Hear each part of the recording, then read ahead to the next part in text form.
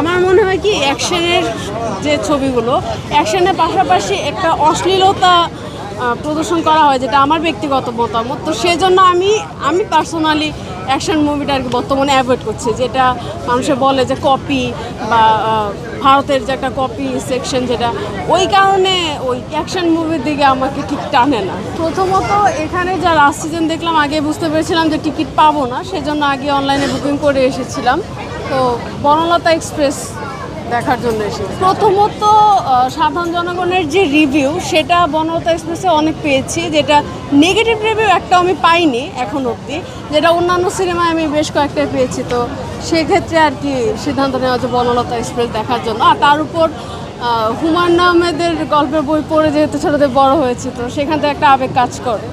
তো সেক্ষেত্রে আর কি বনলতা এক্সপ্রেস দেখতে আসা। হুমায়ুন আহমেদের সন্তান নুহাসের সম্পর্কে অবশ্যই একটা ভালো এক্সপেকটেশন আছে। এখন দেখা যাক, মানে ছবি দেখার পর সেটা সিদ্ধান্ত নিতে পারবো যে অন্য কোনো সিনেমা দেখবেন কিনা পাশাপাশি। না, এর পাশাপাশি অন্য কোনো সিনেমা দেখার আপাতত কোনো সিদ্ধান্ত নেই। প্রথমত ওই যে মানুষের রিভিউ, তারপর ট্রেলার দেখে আমি যেটা বুঝেছি সেটা হচ্ছে এখানে চঞ্চল চৌধুরী আছে, মোশাররফ করিম আছে, তাদের অভিনয়টাও ভালো লাগে, সেজন্য আরও দেখতে আসা। আর বাকিটা তো দেখার পরে বলতে পারবো। বেশিরভাগই ফোনে দেখা হয়, হলে এসে দেখা হয় না ওইভাবে। তো এবার আসলাম আর কি দেখার জন্য। আমার প্রথমবার, আমি আগে কখনো দেখতে আসিনি।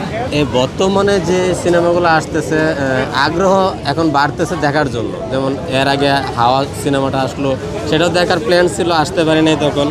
তো এইবার আসছে আর কি। তো যদি ভালো হয় ভবিষ্যতে আরও বেশি দেখা হবে।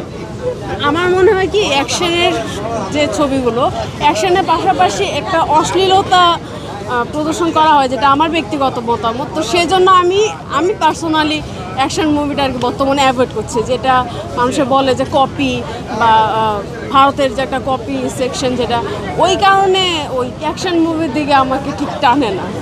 এই জন্য আসলে গল্প নির্ভর যে, ওই জন্য আর কি আসা বনলতা। আমার চঞ্চল চৌধুরীকে বেশি ভালো। বাদন না মম? দুজনে আমি কাজ ওভাবে দেখি নাই যে আমি কম্পারিজন করতে পারবো। আমি বলেছি যে চলো এবার দেখে আসি, কারণ সে কখনোই হলে আইসা ছবি দেখে নাই, সেই জন্য আমি নিয়ে আসলাম। ওরা যা একটা অন্যরকম এক্সপিরিয়েন্স। না, আমরা এক একজনের চয়েসটা এক এক রকম। আমরা যেরকম চয়েসটা করি, যে মুভিগুলো শাকিব খান আসছে অবশ্যই ভালো করতেছে সেও, কিন্তু ওই রকম কোনো চয়েস হয় না, যার কারণে দেখা হচ্ছে না।